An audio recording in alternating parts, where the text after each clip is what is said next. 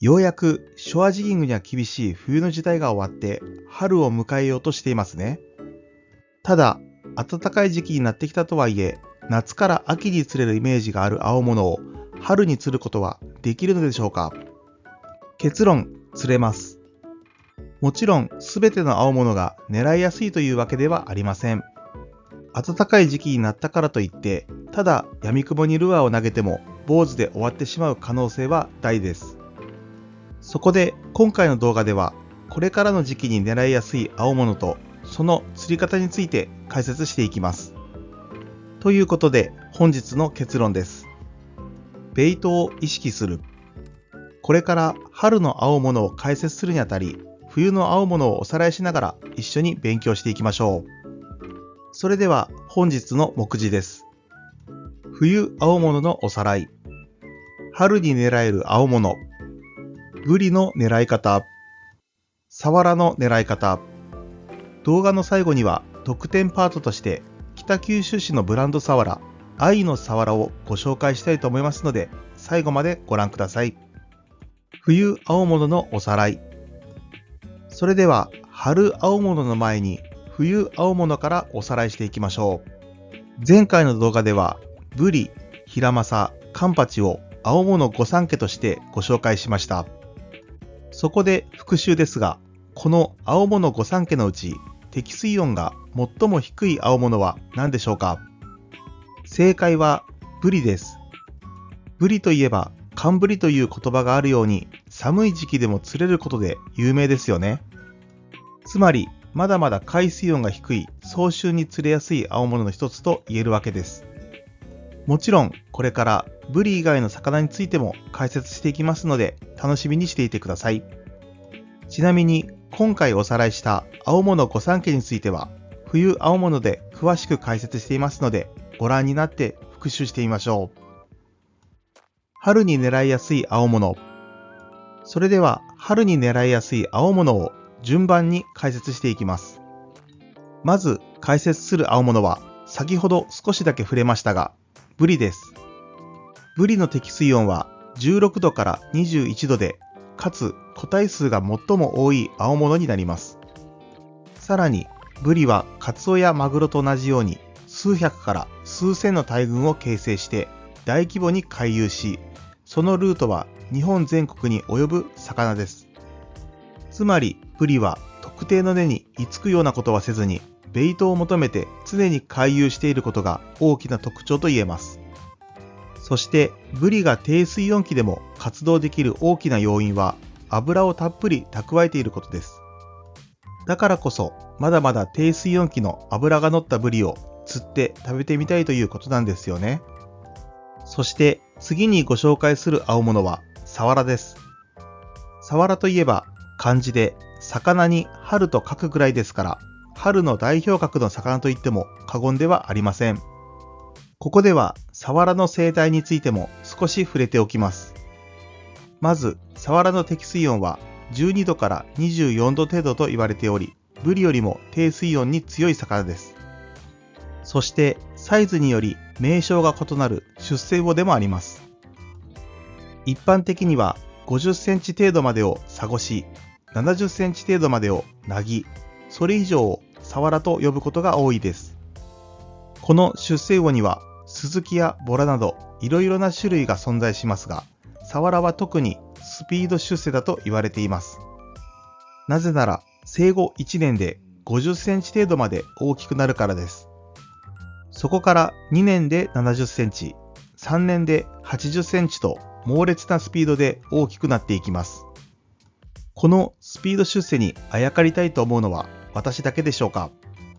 それはさておき、この春の代名詞ともいえるサワラですが、実は一年中捕獲できる魚で、旬も春だけでなく冬にもあります。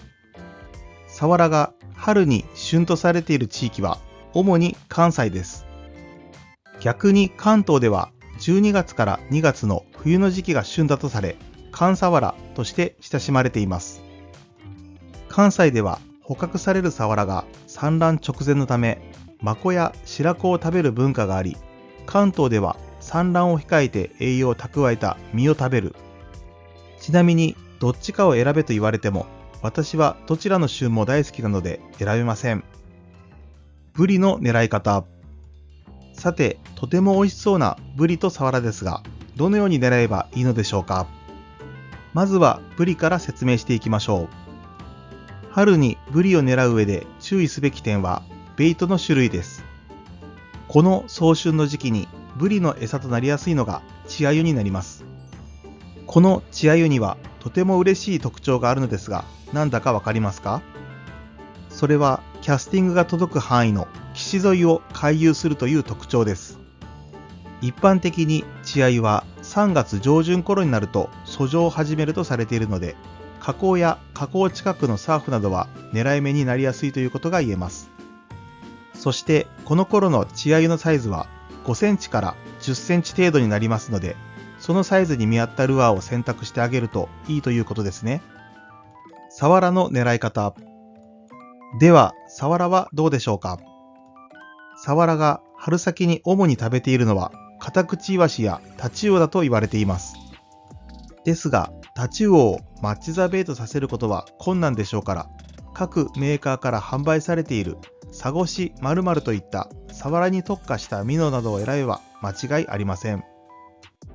そしてこの時期のナブラはほとんどがサゴシといっても過言ではないほどに群れをなして獰猛にベイトを追いかけます。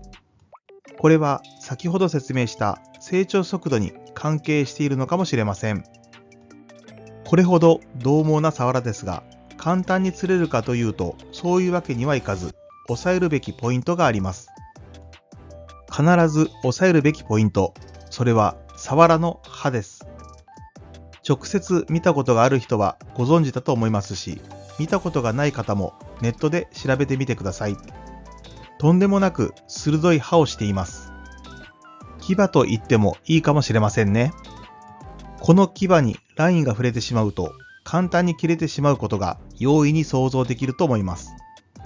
つまりそうならないように釣り上げなければいけないのです。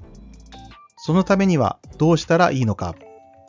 まずはラインをたゆませないことが重要です。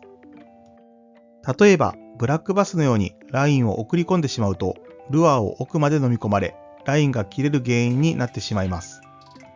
ですから当たりがあったら即合わせができる状態にしておく必要があるということです。ちなみに根魚やブラックバスのようにラインを送り込んでから鬼合わせする釣りも大好きですが、皆さんはどうでしょうか。さて、次に気をつけるポイントはワンピッチジャークが基本だということです。よくジギングなどでショートジャークとロングジャークを組み合わせたアクションがありますが、サワラに至ってはリズムを変えない方が無難だと言えます。なぜならリズムを変えることによってミスバイトが増える原因になり、結果ルアーの先のラインを傷つけてしまうからです。そして最後に気をつけるポイントがランディングになります。特にシーバスを釣っている方などに多いのですが、魚が走っている方向と逆方向にロッドを倒し込んで魚をいなす方法があります。実はサワラでこれをやってしまうと口元がラインに触れてしまう形になるので、ラインブレイクの原因になってしまいます。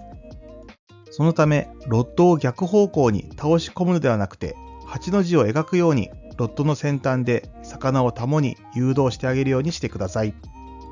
魚をばらすだけならまだしも、ルアーも一緒に海の中なんてことになったら、海にも財布にも優しくありませんから気をつけるようにしましょう。そしてブリやサワラに限らず、春の時期に気をつけたいのが春の濁り潮です。いわゆるターンオーバーと言われる植物プランクトンの増加に伴い、海中酸素量が減ってしまう現象ですが、こうなってしまうと魚を釣ること自体が厳しくなってしまうので注意しましょう。この春の濁り潮については春ヒラメで詳しく解説していますので、ぜひご覧になってみてください。今回のまとめです。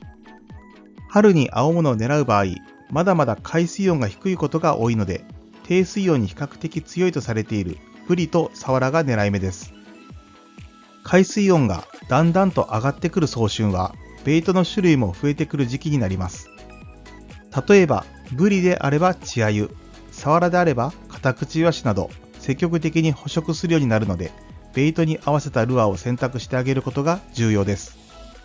さらに、サワラに至っては刃が鋭いという特徴がありますので、ラインブレイクされないようにラインの緩みや当たりに注意しなければいけません。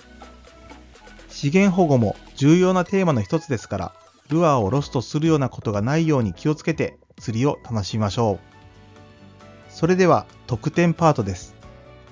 今回は北九州市の愛の島から出荷される愛のサワラというブランドサワラについて解説します。愛のサワラとは、サワラを極めた漁師集団愛の匠衆が熟練の職人技、洗浄放血神経締めを施した最高峰のサワラのことです。この愛のサワラと認定されるためには、さらに一本釣りで3キロ以上のサワラでなければいけません。さらに愛のサワラの大きな特徴として、洗浄放血神経締めのおかげで長期熟成が可能であるということが挙げられます。このようなブランド魚はなかなか食べる機会が少ないですが、炙りや西京漬けなどで一度は食べてみたいものですね。今回の授業は以上となります。最後までご視聴ありがとうございました。高評価やチャンネル登録をしていただけるととても嬉しいです。